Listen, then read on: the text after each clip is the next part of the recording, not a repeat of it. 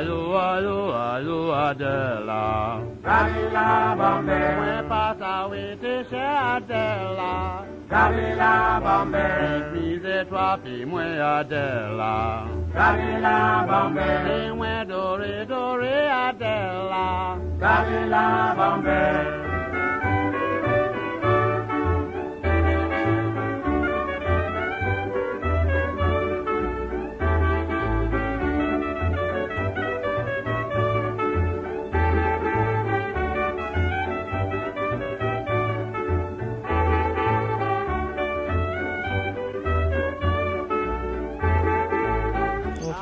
My earliest memory of hearing Patois is in a little school that I went to somewhere between age 3 and 4. You know, I went to school there for some years from a very early age, and the lady who ran the school, right? Well, it was in this lady's house, which is where a lot of us were schooled as children.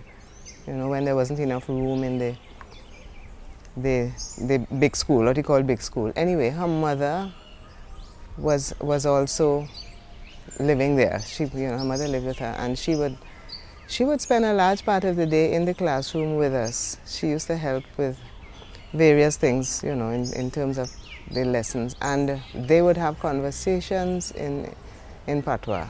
You know, my teacher and her mother, and I really don't remember very many people holding whole conversations in Patois. I used to hear snatches of Patois, but that, I guess, is the only situation in which I heard long, you know, whole conversations carried out in Patois. Yes, nobody around me spoke it. Nobody in my immediate environment that I can remember. They might very well have, but I don't remember anybody, you know, in my immediate environment, my family, friends, anything, you know. There wasn't anybody in my family who spoke it as far as I knew. I mean, there were people in the country who spoke it who simply didn't use it, right? They probably understood it. But in terms of my own family, there was my grandmother who I suspect understood it. You know, I suspect she understood it, but I don't remember hearing her speak it in long stretches at all, you know. My mother came from St. Kitts, so she didn't have any Patois at all. And my father, I don't think he knew any. He had a lot of Patois expressions in his everyday speech, like everybody else, and he seemed to be particularly aware of it, because now and then he would talk about one of these expressions. You know, I remember him talking about "zafeu," meaning that is your business, and I think it was because he had started to learn French in school. Well, when he went to school, he learned French for a little while, I think, and this is what made him aware of Patois. But there wasn't anybody, none of the adults in my immediate environment spoke it. And I don't have any memory of it, you know, forming part of my life at school at all. No. We didn't even have it, you know. I don't know. First of all, the songs that we were taught in school didn't have anything at all to do with the country. You know, the songs were all songs from England. So, you know, there's a space for Patois songs if you're singing songs of your own country, but there weren't even folk songs in English Creole. It was all British, you know, English, Irish, Scottish songs that we learned in school. Yes, well, in late adulthood, you know, I was exposed to someone who was putting together. This is Jackie Kreft, who worked with the Caribbean Conference of Churches, and one of the projects that she worked on was to collect Patois songs and put them on a record, an LP, from a particular group in Paramin. Okay, the record was called Patois People Are Alive. But earlier than that, yes, as a matter of fact, even in the pre-independence era, when we were starting to be a little more aware. When I say we, I mean the people in the country were starting to be a little more aware of themselves and aware of their indigenous culture and the need to grab hold of it before it disappeared entirely. There was a very important person called Olive Walk who formed a choir, And she must have done a lot of research, because these songs, as I say, were not being passed on through school, through formal education. So she collected songs, and she had her choir sing it, you know. The choir was called La Petite Musicale, and they actually made a record. I remember when I was going to England to study, in the year of independence, I made sure to take one of those with me. You know, I found it very important to carry that with me. I remember taking also a record that Edric Connor had made. Edric Connor, whose daughter has just died, right? And there were some Patois songs on that too. You know, because there was a kind of awakening to ourselves at that point.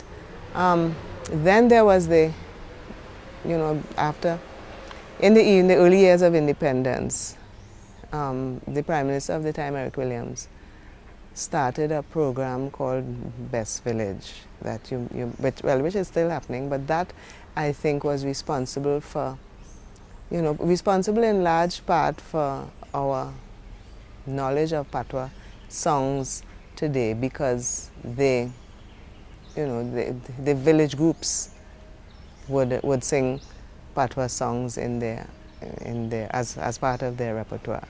So a number of things have happened, you know, to make us aware of this part of the culture, and to attempt some kind of conservation, you know. But in terms of people speaking it was associated, of course, with older people mainly. Yes, on the Olive Walk record, Diridu, you know, Mama Moy, Diridu. And I'm trying to remember one from the Edric Connor record, but I'm not remembering any. In the Best Village program, you know, one aspect of it was a kind of Queen show, and the song they would sing was La Reine Rivée. And now, ladies and gentlemen, we have a special appearance by Miss La Reine Rivée 2008, Ruan Cabrales. La Reine Rivée, we go dance the ballet. Aye, aye, aye, La Reine Rivée. Aye, aye, aye, La Reine Rivée, oh. Aye, aye, aye, La Reine Rivée. La Reine Rivée, we go dance the ballet. La Reine Rivée, aye, aye, aye, La Reine Rivée, oh. Aye, aye, aye, La Reine Rivée. La Reine Rivée, we go dance the ballet. Aye, aye, aye, La Reine Rivée. Aye, aye, aye, La Reine Rivée, oh. Aye, aye, aye, La Reine Rivée. La Reine Rivée, we go dance the ballet. Baissez down for this. Well, that was a mix, yeah. That was mixed with yes, baissez down for the sake of the something or the other. Baissez down. I want somebody to baissez down for the sake of the, and I don't remember what the word was in there. There was another one that I used to actually hear on a children's program called Auntie K when we were little, you know. One about the rain going to wet me. It might be part of baissez down. Oh yeah, man. La tiki kita. Ouvre la porte là. Yeah, something like that. That sounds like a cross between French and Patois. Oh latime, oh. Oh latime, and I don't know what those Patois words are. Open the door for me. Oh latime, ouvre la porte pour moi. Or something. So I suspect that whoever collected that got it sort of conflated with French, you know. But there were little snatches like that, very often containing switches into English Creole, you know, as that particular song did. Yeah, well, you know, I mean, I don't want to sort of, you know, I want to remember what it was exactly, because now I'm aware that there was a lot of prejudice against it, but I don't know. I think it was largely ignored. My impression as a child was I didn't have any inkling of the extent to which there was prejudice against it. I do know, and I had the impression that in the early, you know, the school I went to at an early age, I have the impression that that my teacher and her mother went into that so that we wouldn't understand what they were saying, and I know that there were children who would actually say that in their home when when their adults wanted to talk about something that they were not supposed to be party to, they would go into Patois, right? So that I was aware that it wasn't considered very important. It wasn't seen as something we should interest ourselves in. Okay. Yes, there were a lot of words and phrases that were part of our everyday speech, just embedded in English Creole. A lot of words for sort of intimate relations, like dudu and tanti, and well, a lot of words for characters in the mythology, like Papa Bois and the Laja Bless and the Sukuya, for example, Lagahu. All right, all of these were words that were there. Nobody ever talked about why they had names that were not English and all of that. They were simply there. They were simply there, handed down from generation to generation. So that there were those words in the mythology. Then a lot of words for fruits, like cereals, and the names of mangoes, right? Mango dudus, mango vert. There was the word bazudi that people still use. I suspect that well, apart from the fact that these words were not sort of highlighted as being foreign words or anything when I was little, I think that people are using these words now and not realizing where they come from. Tutmun. I remember thinking, and I'm sure that there were other people who thought that the expression Tutmun Ensemble, right, which comes from, well, the ensemble part comes from ensemble in French, but I remember thinking that it was Tutmun, which I realized was everybody, and somebody called Sam, right? Bazodi, Tutmun, a lot of words that were just the tag we at the ends of words, and in fact we'd say the sun hot we, okay, which is not quite the same as the way that people say yes. Well, when I say people, I mean in standard English. Well, people say yes at the end of a word, and it is asking for approbation.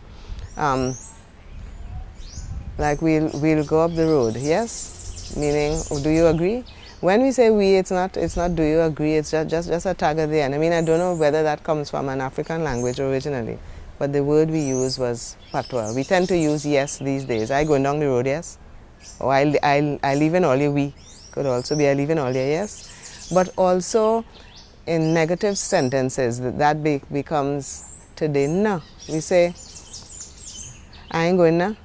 All right, and it was only when I read a particular book by Ralph de Boissier, his novels. In his novels, he makes that non, which is the French, right? These ain't good now, right? And I realized that it is, just as we have we have no there. These days it has become like na, all right? But I think that originally that was that nasalized sound. No, right? And some constructions, although some people argue that these may either have come from Spanish, although Spanish doesn't seem to have had the same impact on Creole at all, on our everyday Creole, but like it making hot and it making cool, all right? Okay, a number of constructions like that. A lot of that we use quite unawares, right? But it came originally from Patois. Okay, well, there is the fact that we spoke, this country spoke Patois for the whole of the 19th century. So it is there in our psyche somehow. As we've been saying, it's embedded in the English Creole that we speak. The songs are still there somewhere in our head. I mean, a lot of the old people remember those songs, and sometimes you hear one and you know that it has been there all along. A lot of our mythology is wrapped up in Creole. A lot of the folk tales were originally delivered in Patois. Okay, I mean they're delivered in English Creole now, but it's there. It's in our consciousness a lot as well because of the number of place names that we have, which are Patois. I don't remember whether the largest group of place names is Amerindian or Patois, but it's it's one of those two that is in front. Blanchisseuse, Chanfleur, Blanchisseuse, Chanfleur, Mon Diablo. Although Mon Diablo is the Mon part. We have a number of places that are called Mon something, and the Mon in Patois is a little hill. Mon Diablo is the only one I'm remembering now, but we have Mon and Anse. We have Anse in French, but in Patois Lance Mitan, for example. Mitan is halfway, Mon Cabrit up in Toko. Mon Cabrit meaning Goat Hill, a lot of places, all of which I can't remember right now, but there are really, a lot of them.